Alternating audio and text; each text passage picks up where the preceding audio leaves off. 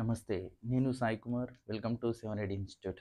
ఈరోజు మన విజ్ఞాన శాస్త్రంలోని అధ్యయన పద్ధతులు, సైకాలజీలో ఉన్నటువంటి ఒక అధ్యయన పద్ధతి గురించి తెలుసుకుందాం.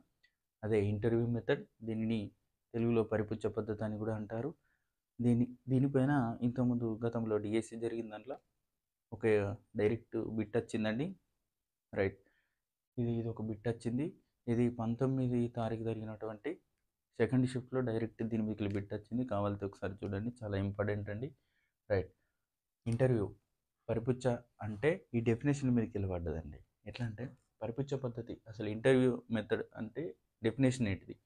ఒకరు ఒకరితో కానీ ఒకరు అనేకులతో కానీ ముఖాముఖి సంభాషించి సమాచారాన్ని సేకరించి నమోదు చేసి విశ్లేషించి వ్యాఖ్యానించే పద్ధతిని ఇంటర్వ్యూ పద్ధతి, మెథడ్ లేదా పరిపుచ్చ పద్ధతి అని అంటారు. గుర్తుంచుకోవాలి, ఇంటర్వ్యూ మెథడ్లో తప్పనిసరిగా ముఖాముఖి అనేది ఉంటుంది.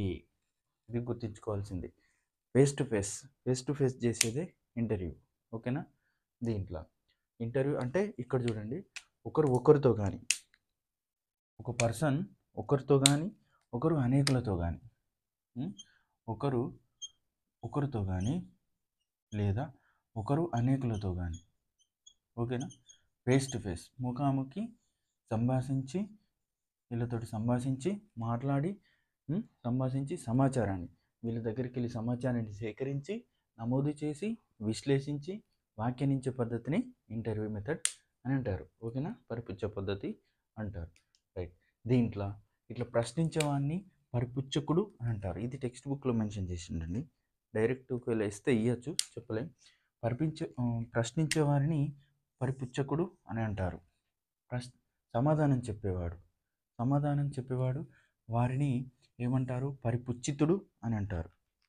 ఓకే, గుర్తుంచుకోండి. ప్రశ్నించేవాడిని పరిపుచ్చకుడు అంటారు, సమాధానం చెప్పేవాడిని పరిపుచ్చితుడు అని అంటారు. ఓకే, ఇది పద్ధతి మాత్రమే కాక ఒక విధానంగా కూడా చెప్పవచ్చు. దేన్ని?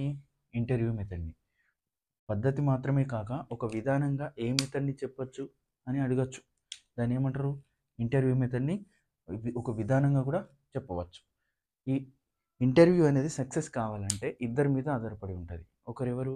పరిపుచ్చకుడు, పరిపుచ్చితుడు. ఇద్దరు ఇంటర్వ్యూ చేసేవారు, సమాధానాలు చెప్పేవారు.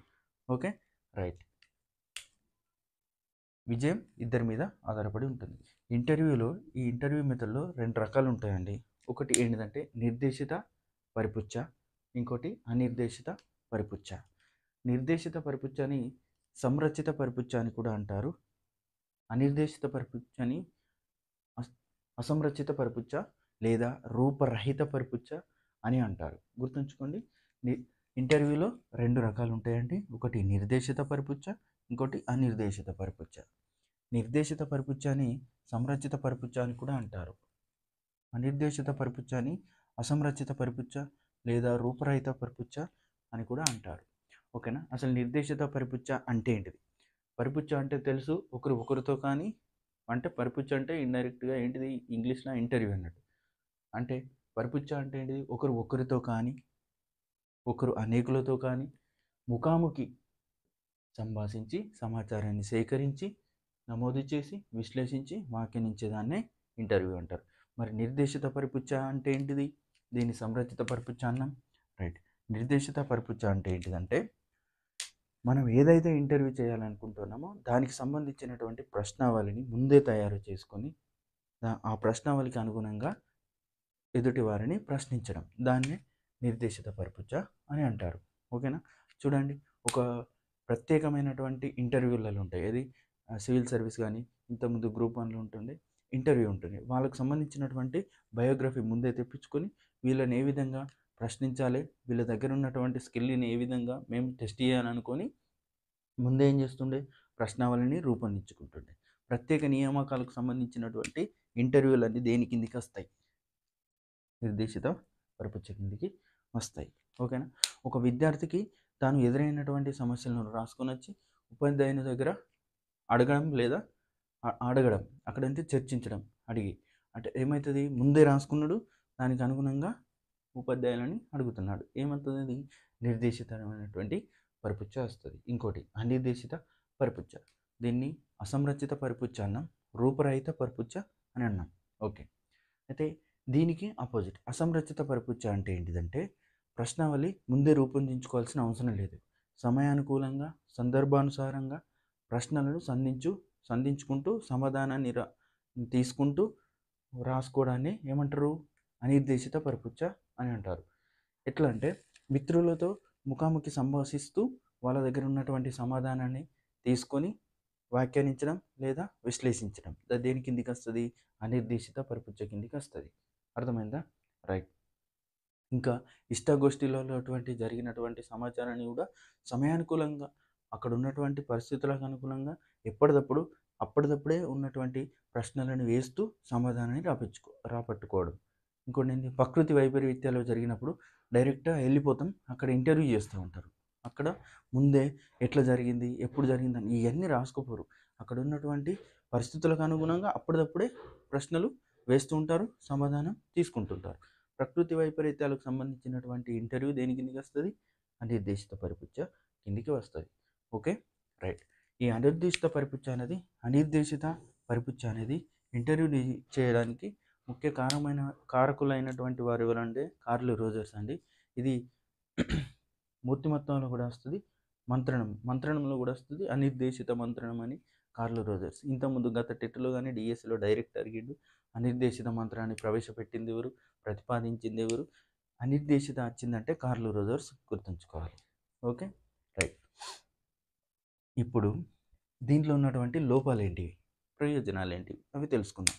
ఫస్ట్ ఇంటర్వ్యూ మెథడ్లో ఉన్నటువంటి లోపాలు ఏంటిది? కాలయాపన, టైం వేస్ట్ అవుతుంది ఎక్కువ. మనం అనుకున్నట్టు సమాధానాలు రాకపోతే టైం వేస్ట్ అవుతుంది. వ్యయ ప్రయాసాలు, ఎక్కువ ఖర్చు కూడా అయ్యే అవకాశాలు ఉన్నాయి. ఓకేనా, రైట్. దీంట్లో ప్రయోజనాలు ఏమున్నాయి? ఇంకోటి లోపం ఏంటంటే వ్యక్తినిష్టత ఎక్కువ ఉంటుంది. ఇలా 2 రకాలు ఉంటాయంటే వ్యక్తినిష్టత అని ఒకటి,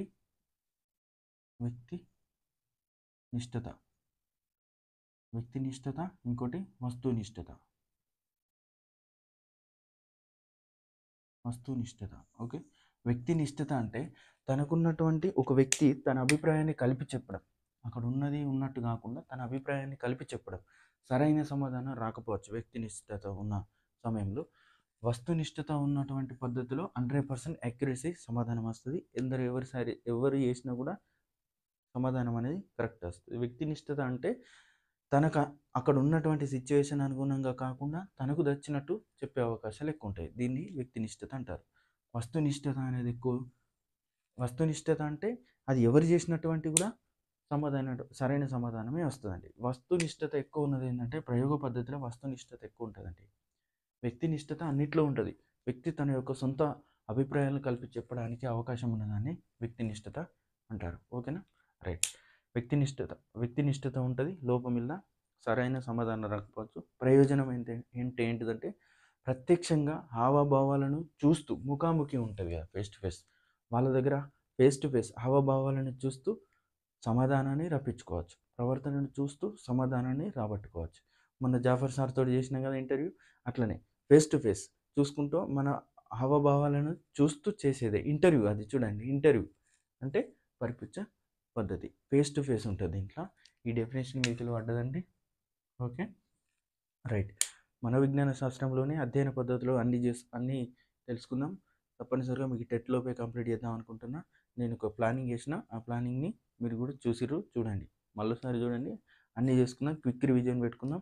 ఇట్లాంటివన్నీ మీరు ఎప్పుడు పడితే అప్పుడు చూడాల్సిన అవసరం లేదు. సాయంత్రం 6 o'clockకి మీరు ఒక 10 నిమిషాలు పెట్టుకొని ర్యాపిడ్గా అయినండి. అప్పుడు మనకు స్కోర్ చేసేది ఉంటుంది, మళ్ళీ రిమెంబరింగ్ అవుతుంది, రివిజన్ కూడా అయిపోతుంది స్పీడ్గా. నాకు తెలిసి 100% నేను కంప్లీట్ చేస్తే సైకిల్ అది చూడండి టెట్లో. ఓకే, లైక్ చేయండి, షేర్ చేయండి, సబ్స్క్రైబ్ చేయండి 7 8 ఇన్స్టిట్యూట్. Thank you.